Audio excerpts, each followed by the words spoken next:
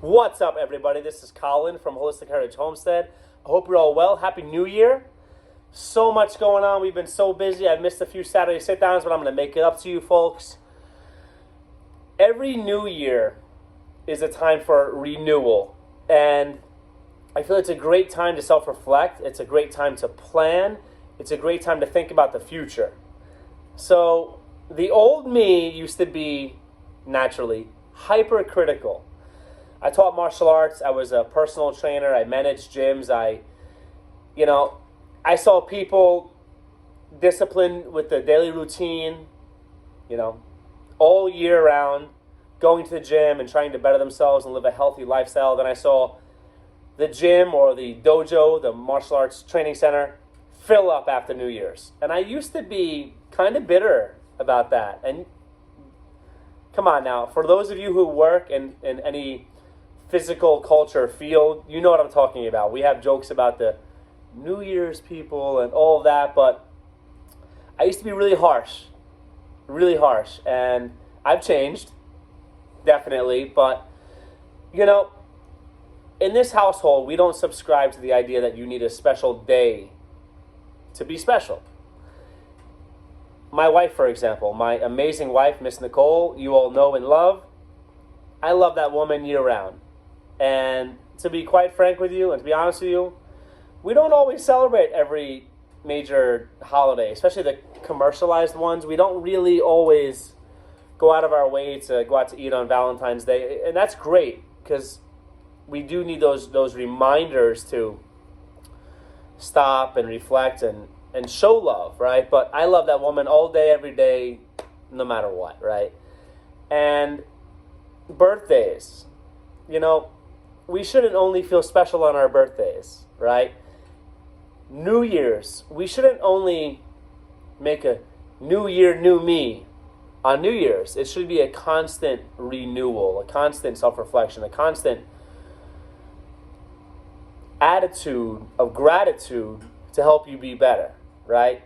That being said, I used to make fun of those people and say, oh, these people come in, they'll be here the first 2 weeks of January, and then they're gone, and by February, it's horrible, very negative. Now, I find myself even saying, next week, my diet starts on Monday, or next week, I'm going to stop spending that, or I'm going to do, we give ourselves these markers, these chronological, or these calendar-driven markers to help us be better. I don't care. I don't care when you're going to be better, but the time to be better is now. So I know most of you folks have your own New Year's resolutions, you have your own goals, your own plans, but we here at Holistic Heritage Homestead have a challenge for you all. A challenge. It's a challenge that's going to require commitment. A challenge that's going to have 3 parts. A challenge that's going to better your lives in ways you could have never imagined. A diet is great. Taking care of your health and your body is great. Getting your stuff together and organized and cleaning is great. But we have a 3-part challenge from us to you that we are following. And we're challenging ourselves. We're holding ourselves accountable. We want to see how many of you are going to participate in this, right? So, again, if you're making New Year's resolutions, or you have plans to better yourself, I got nothing but love for you. I don't care that it's New Year's and that's when I don't care. As long as you're doing it. Again, in my videos, we talk about pointing yourself in the right direction and going in that direction. As long as you're going in the right direction, you're good. You're winning, right? Don't care what other people think. You should know that about me already. Don't listen to your government overlords, right? And don't be hard on yourself. Every new venture, every new experience is an opportunity to learn. But a lot of times you got to fail to learn. Just like we talk about experimental gardening or trying different things with your livestock here on the homestead or cooking. Cooking is trial and error to a certain degree, right? Life is about learning. So just enjoy the path up the mountain, not the goal itself.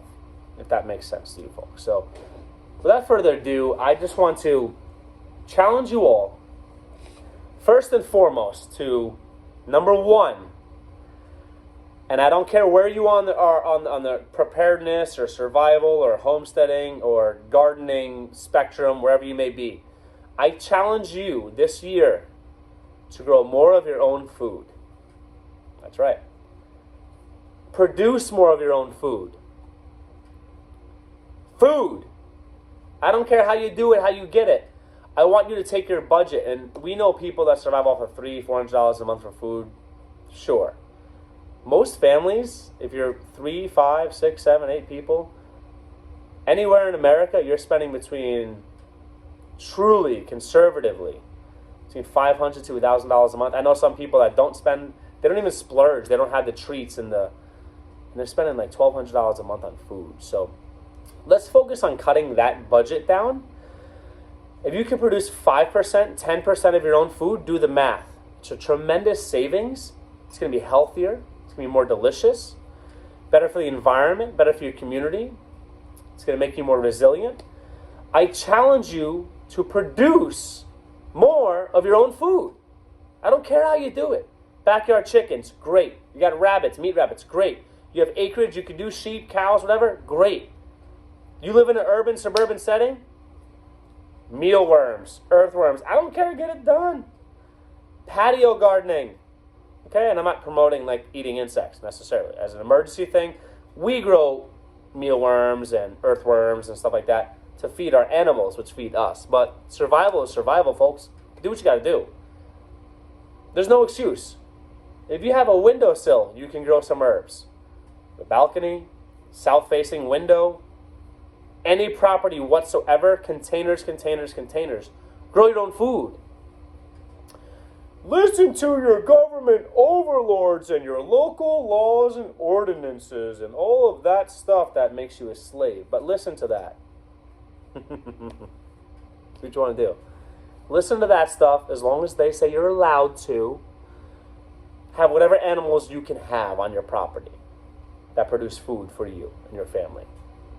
You will feel good. There's something truly, whether it's paternal and male instinct or it's maternal and mama bear instinct, both of you, men and women, are going to really appreciate and feel very good. It's something deep-seated in our psyche, and you feel good and you feel safe and secure when you can produce your own food.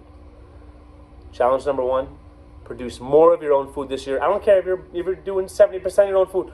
More. I want more from you all this year. Time to get it. No excuses. Put down the social media. Put down the garbage in your intellectual diet. Pick up gardening tools. Get a chicken coop.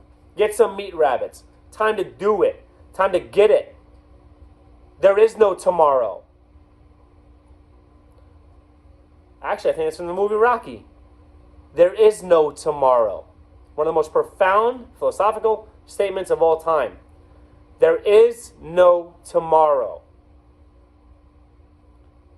Produce more of your own food. The second challenge, I want you to be more self-reliant. More self-sufficient, if you will. What does that mean? Food will help with that, sure. I think a big part of what our parents, all parents, it doesn't matter where you are in the political or philosophical spectrum, is we teach our children, or we should, to be self-reliant, to be able to take care of themselves. Good parents should. That means I don't want you to rely on government. Yeah, its own video. I don't want you to rely on government. That's pathetic, it's weak, it's wrong, it's immoral, and it's not good. It's not going to work. Look at something called history. We have historical templates showing that relying on government doesn't work out too well. Doesn't work out too well. Second challenge, self-reliance. Can you learn self-defense? Men, women, children, sign up for self-defense classes. I used to teach this stuff. Rape awareness classes. Learn how to be more aware. You look at crime. You look at sadly the robberies, the felonious crime that's on the rise, and People are robbing people at gunpoint at their trunks after shopping for food. Like, this is the world we live in, folks. If your government overlords, your masters, allow you to carry certain tools to defend yourself, if you live in a communist state, you're probably not going to have those freedoms. But if you live in places that have had the same laws for like forever, you should have the right to defend yourself. So self-defense, martial arts classes, right? Working out will make you more self-reliant, also less reliant on the medical system because it makes you healthier. If you're allowed to have freedom tools to defend yourself and your family and or hunt, that's a form of self-reliance. I also want you to think about fuel and energy, self-reliance. Like what's behind me right now? What do we have? Fireplace, a wood stove. It is brutally cold here in the Ozarks right now. We went from super warm weather, strangely warm, to super cold weather this week. And we're blessed to have a house a little bigger than we had in New York, so it's a lot of square footage to cover. And this thing is a lifesaver. Think of ways you can create your own energy, whether that's solar, if you have good ingenuity, whatever. Wood, fireplaces. They have wood stoves you can hook up in your homes, as long as you're allowed to do it. What is freedom anymore? Energy, self-reliance. Self-reliant to take care of yourself and defend yourself. Producing your food will make you self-reliant, right? How close are you to unplugging from the system? Do you survive off the government only? What happens if that ends or stops or slows down or is limited, right? These are things that as an adult you need to ask yourselves. These are things as parents you definitely have a responsibility to ask yourselves, right? Number one is food. Food production, produce more of your own food. Number two is I want you to be more self-reliant. And number three, this is something I've dabbled in on this channel, but it's very important because it's life. Personal finance. That's right. Because right now, until we can completely unplug from the beast system, a little plug there for you who know what I'm talking about. Work the system, use the system so you can unplug from the system. Concurrent to that, or at the same time as that, just get off the system. Just get off the system. It's horrible. It's broken. It's flawed. In perpetuity, it's formulaic. It's mathematical. It's historical. It's impossible. It's impossible. It's unsustainable. Again, it doesn't matter your politics, your philosophies, whatever. The way we're doing things, not going to work. On the micro level, the macro, the government, we can control what those monsters do. They spend like drunken sailors. Both sides, right? Spend like drunken sailors. But you in your household, you can arrest control of your personal finances. So number three is I want you to get your personal finances in order. Number one, subset of that, debt. Debt is bad. It's known as, in biblical times, before, during, and after, as Babylonian money magic. There are certain people, certain groups of people that use things called usury. Like look at your credit card rates and look at compounding interest. Look at how compound interest is used against you. Get debt free, please. Especially your debt that has no collateral behind it, like a mortgage. Some people have to work. The average person has to take a mortgage out. The average person. Not everyone has $200,000, $300,000, $400,000, $500,000 cash in the bank. If you do, bless you, right? Most people have mortgages, but there's collateral behind. Even a car loan, there's collateral. And I don't like any debt. But your credit card debt, hear me on this. We're big fans of the Dave Ramsey method. I don't agree with Mr. Ramsey on everything. I think that hard, real assets, gold, silver, ammo, tools, land, food, water, real assets that have never reached a value of zero. You call inelastic assets. I'm talking hundreds or thousands of years. Assets that are always going to have value, like food, water, shelter, clothing, gold and silver.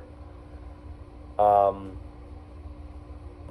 is what you should, more so than mutual funds or things. Yeah, if you want to dabble in, 401ks, Roth IRAs, Roth for most people, mutual fund, whatever, cool, great, invest, awesome. We don't really believe in the system that much, personally. I have my own reasons and beliefs. We're not all about that. We don't think that's sustainable or real or going to be good. Land, you need land. Property, sure. Homes, real estate, yeah. That's all opinion. But there's also historical backing to support that, right? So we don't really agree with Mr. Ramsey on everything, but we think his approach to personal finances and paying off debt is solid. It's very good. It's biblical. Seeds. I can grow one seed. That seed can give me 10 seeds, 100 seeds, thousands of seeds. That's exponential wealth. Truly. Literally. And the creative hand, God, designed it that way. So think of real wealth, but at the same time, please pay down your debts. Get a budget. If you're an adult and you're like over, I was a teenager, if you're an adult and you don't have a budget, you don't know your real money coming in, your real money going out, your cash flow, if you don't understand, just basic bills, pluses and minuses. Keep it simple. So many resources on YouTube, for example, will teach you how to make a personal finance budget, a household budget. You need a budget. We believe in staying cash heavy and having some cash on hand, like Mr. Ramsey does, because emergencies happen, life happens, job loss happens, sickness happens, storms happen, unexpected things happen, like life happens. Tires blow out, right? Random, fix on the vehicle. You need a cushion of cash, and furthermore, we recommend having a cushion of cash because, we've been really blessed and things have come into our lap, thankfully, as of recent, and it's good to have some cash on hand because the business opportunity jumps up and arrives, and it's the perfect one you've been waiting for your whole life, whatever that may be for you, whatever your passion may be. We feel that where passion leads, money follows. So you may be passionate about something, and that perfect business, that perfect location, those perfect plant, equipment, assets are going to show up, and you're not going to have the cash to buy it or pull the trigger and make it happen. That's going to hurt. That's sad. Always keep some cash on hand, pay down your debt, and have a budget. Please, your personal finances, get them in order because it's all connected. If your personal finances are in order and you have more discretionary income, you can invest in a real biblical wealth. More seeds. Honestly, seeds, best investment you can. You saw, since this whole current situation we're living in, seeds are sold out. Seeds got stupid expensive. Everything is expensive. Inflation is expensive. How do you become more self-reliant? It's all connected. Produce your own food. Be more self-reliant. And get control and manage. Be a good steward of your personal finances. You can't have one without the other. If you manage your finances, you'll know exactly where you are. You know your metrics, your measurements, you have real numbers to see what you can do, how you can plan. Do you want a bug out location? Do you want a secondary property? Do you want to leave horrible states like New York and California? No offense, but really, truly, great people. There's great people everywhere, but the policies and what they're doing to people in states like that are inhumane. And one day, when the laws don't agree with what you believe in, you might agree with me. You might agree with me. But until then, do what you got to do to survive. We have nothing but love for you folks, sincerely. This channel means a lot to us. It's cathartic, it's therapeutic, it's a way for us to vent and just chat and share some things that we think might be helpful to people. It's also something much bigger. Again, as editing and production improves, we're one take kind of people. This is real. This is me chatting with you. There's no cut, no edit, no this, that. There's no production team. It's me, it's you, it's my wife, it's you, it's our family, and you and yours. Keeping it real. It's great because now the new year hit. We've had only a few months on the channel, but we're almost at 100 subscribers. We haven't promoted it. We haven't done anything. It's been all grassroots, organic. Many of you are our friends, our family, and many of you are just awesome strangers who decided to show support. That means the world to us because first goal is 100 subscribers. The New Year goal is 1,000+ subscribers. It's a slow rolling snowball, but we understand how YouTube works. Once we get momentum, please, let's blow it up, because this is valuable, this can help people, and we're here to help people. And for those of you who have liked, commented, you've been involved, you participated, and a few of you have even shared on social media, that's the biggest thing. If you could share it to other people, text message, social media, please. That helps the channel tremendously. And being that it's the new year, we have I want to call it a participation trophy, just for fun, right? For those of you who are active in the comments, whoever is the most active in the comments and gives feedback or advice or knowledge or just show support, we're going to send you our homemade, lacto-fermented Baby Dean's Gourmet hot sauce, which is next level. Not too spicy, but we have different degrees of heat, if you will, but something middle of the road or something on the lighter side. We're going to send it to you folks for showing support, and also a fun t-shirt that's going to have something worthwhile on it. We love you. Please, Happy New Year to you, to your families. May God bless you in all of your endeavors. May you be well. Please, our New Year's challenge to you is produce more of your own food. Be more self-reliant and get your personal finances in order. We find that you can do it. You need to do it. There is no tomorrow.